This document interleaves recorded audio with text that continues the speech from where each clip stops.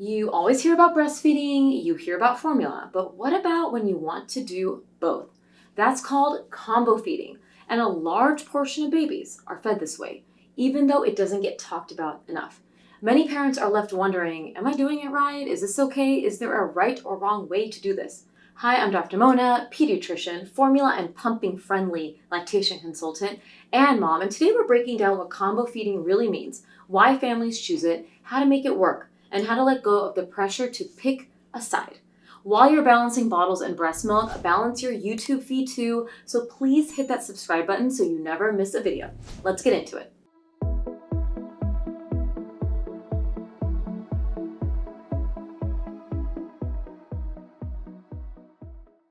So let's start at the beginning. Combo feeding simply means using both breast milk and formula in your baby's feeding routine.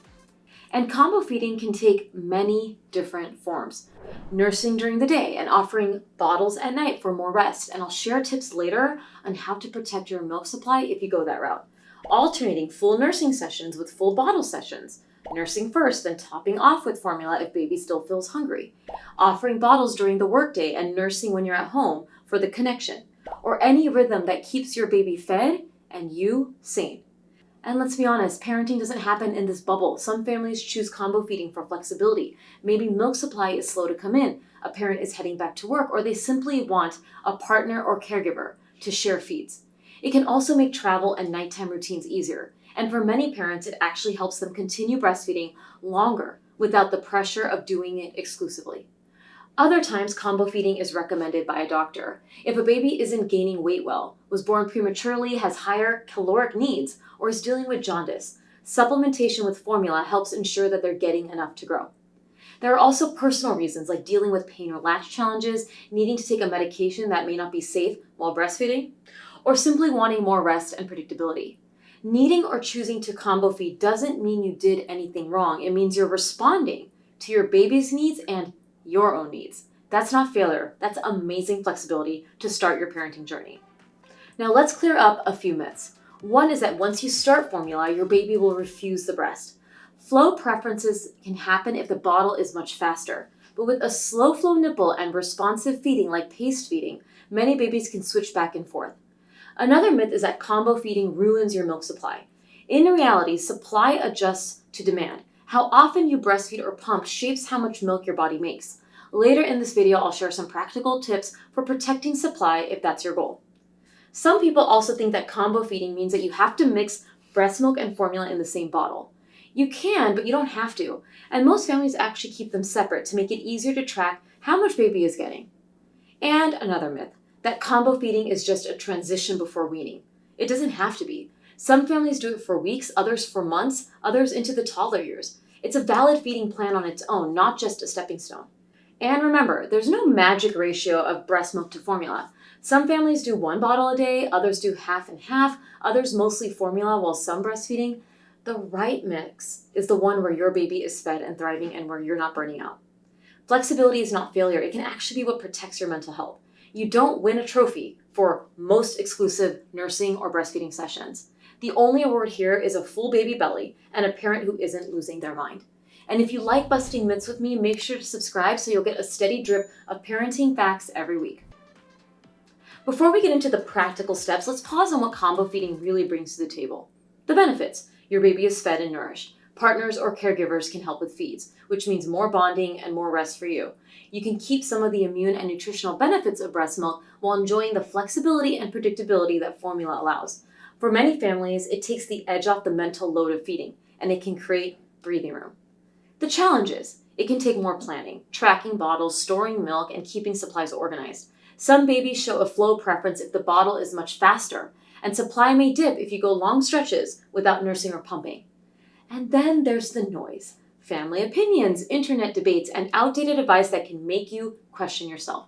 As a pediatrician for over 10 years and a lactation consultant for 4, I've seen so many families land here, wanting to do both, but feeling unsure because they get information about breastfeeding, about formula, but very little about this middle ground that so many parents actually live in.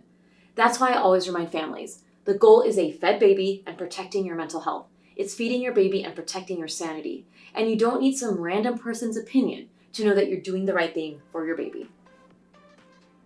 Before we get into the how, let's pause it and think about your feeding goals, because that really shapes your plan. Ask yourself, is combo feeding a short-term plan while you work towards exclusive breastfeeding or nursing or pumping? Is this something you want to continue long-term for flexibility? Or are you hoping to increase your breast milk supply while supplementing in the meantime? Each goal is valid, but your approach to pumping, supplementing, and timing will look a little different depending on which one you're aiming for. So now that we've covered the benefits and challenges, let's talk about how to actually start combo feeding, because this is where most parents have questions. You can start combo feeding at any time. It's often easier once breastfeeding feels established, usually after the first few weeks. But some families start from day one, and that's okay too. Many parents begin combo feeding because of low supply or the need for flexibility. The goal isn't to follow a timeline. It's to do what works for your baby and your reality. It really depends on when you're starting and what feeding looks like right now. If you're in the early newborn stage and your supply is still coming in, focus on frequent nursing or pumping to help your body establish milk production. Then if your baby still feels hungry or your pediatrician recommends supplementing, start small, offer some formula after nursing, and see how your baby responds looking at hunger and fullness cues. If you're further along, maybe a few weeks or months in and breastfeeding is already established, begin by replacing one feeding with a bottle of formula or pumped milk. Wait a few days before changing anything else. This gradual shift helps your baby's tummy adjust and gives your body time to regulate supply. If you're going back to work, start introducing bottles a couple of weeks before you return. That gives your baby time to get comfortable with bottles and helps you figure out when to pump or supplement during the day. And if you're struggling with bottle refusal, I do have a video for that here. No matter your starting point, go slow. Pay attention to your baby's cues and make one change at a time. That's what helps both your baby and your body adapt smoothly. If you're supplementing after nursing, this is one of the most common questions I get, especially from parents trying to balance nursing, breastfeeding, and bottle feeds. It's less about the exact minutes and more about how your baby is feeding. A baby who's actively sucking and swallowing is doing more in 5 minutes than a sleepy baby who might do it in 20. Watch this video for more breastfeeding tips in those early weeks. As a general guide, you can start by offering each breast for about 10 to 15 minutes, but focus on what you see, not the clock. Watch for strong, rhythmic sucks with visible swallows that tell you that milk is flowing.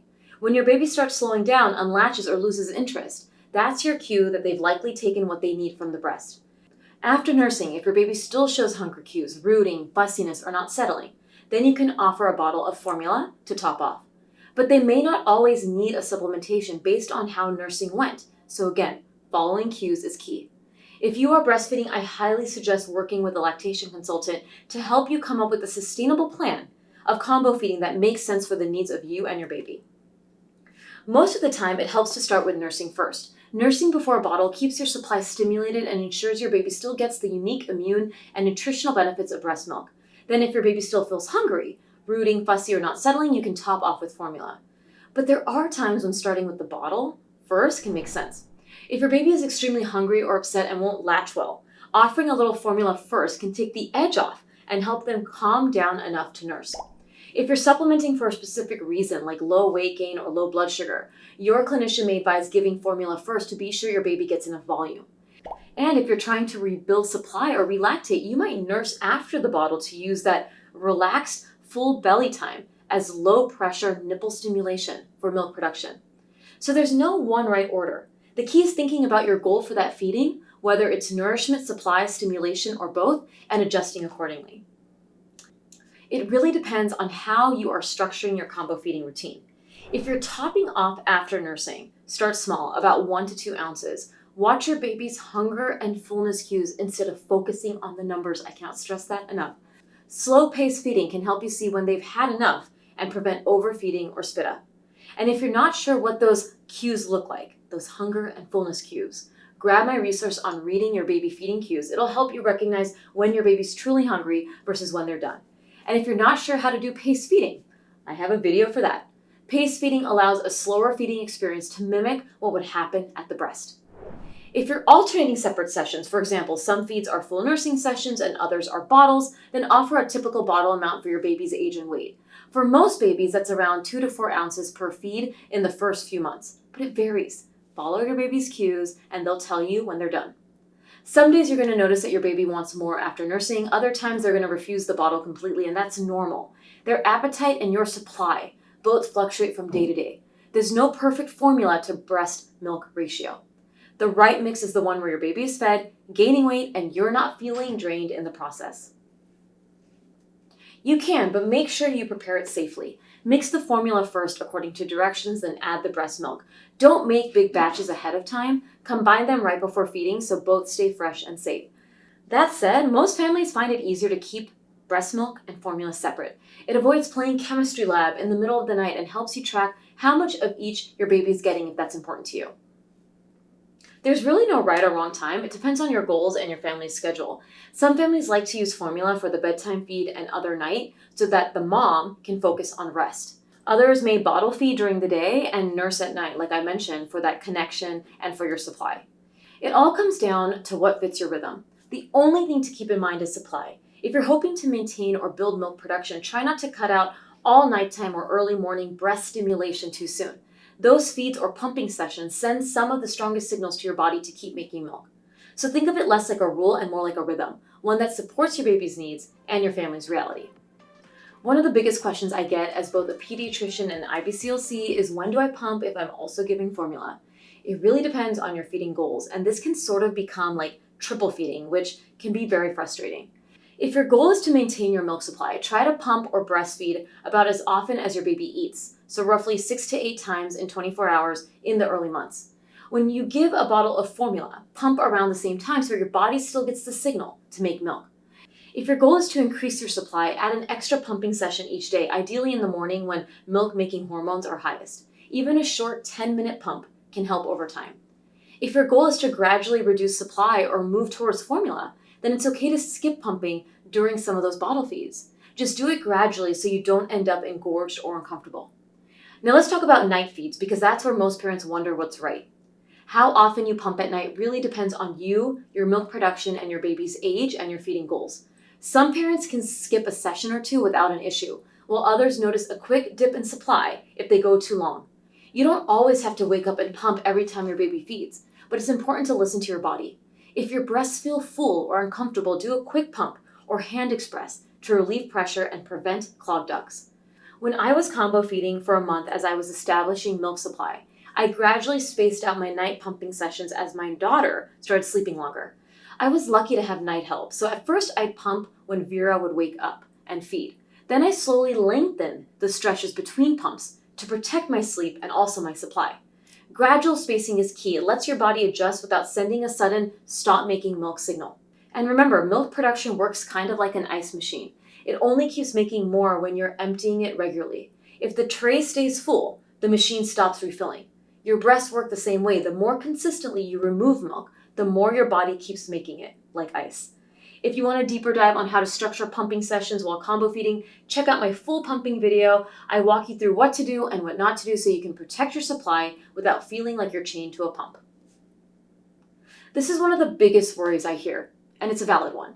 You may have heard of nipple confusion, but it's not really about the nipple itself. Babies don't get confused by something that feeds them. What actually happens is flow preference. Here's what that means. Bottles usually release milk much faster and with less effort than nursing. Once a baby realizes that the bottle gives an instant reward, some babies may get frustrated when they have to work harder at the breast. The good news, you can absolutely prevent this with a few simple tweaks. Use a slow flow nipple to match the pace of breastfeeding and your child's need. Practice paced bottle feeding. Hold the bottle horizontally, let your baby take the sips, take breaks just like they would at the breast. Watch my video here for that. Offer bottles when your baby is calm and not starving. A baby who's too hungry or ravenous may lose patience with slower flow. And when possible, have someone else give the bottle so your baby doesn't associate you with the faster, easier feed. If you notice your baby starting to prefer bottles, go back to basics. Skin to skin, offer the breast when your baby is relaxed, and use those slower feeds to rebuild comfort at the breast. Most babies can go back and forth between breast and bottle just fine with a little consistency. The key is matching the flow and pace, not avoiding bottles altogether. Let's talk about the feelings. I'm a big feelings person because they matter just as much as the feeding plan. Guilt, relief, pride, sadness, they can all show up at once. Some parents feel torn because breastfeeding or nursing was the plan. Others feel relief or joy that feeding is now shared. And you can feel both. You are not failing your baby by combo feeding. You're finding what works for your family. And that's the win. And if guilt creeps in, remember this: your baby doesn't care how the milk came. They care that they're held, fed, and loved. Think of it like an emotional buffet. You don't have to pick just one feeding. And if you like a buffet of parenting tips too, hit subscribe because you're always going to have something on your plate here. No matter how your baby's fed, breast milk, formula, or both, the same signs tell us when something needs a closer look. Reach out to your child's clinician if you notice any of the following: growth concerns, poor weight gain, or drop on the growth curve; hydration issues, fewer than 6 wet diapers in 24 hours, a dry mouth or dry lips, or unusual sleepiness; stooling changes, hard, pellet-like stools, diarrhea, blood, or heavy mucus in the stool; feeding refusal, if your baby is refusing both breast and bottle or seems uncomfortable after feeds; possible reactions to formula, a rash, vomiting, persistent fussiness, or new respiratory symptoms. These signs don't always mean red flag, but they do mean it's time to check in. That's what your clinician is there for, to help you sort through what's normal and what needs support. The bottom line is this: combo feeding is not about doing it all perfectly. It's about doing what works for your baby and your family. Whether it's 1 bottle a day or mostly formula with some nursing, what matters is that your baby is nourished, loved, and you feel supported. A fed baby and a parent who feels well, that's the real success story. If you found this video helpful, subscribe for more practical parenting guidance every week. And if you're curious about formula safety and choosing the right one, check out my video linked here. And if you're combo feeding right now, comment below with what's working for you. I read every one. And have a question? Drop it below. Stay well, and I'll catch you all next time.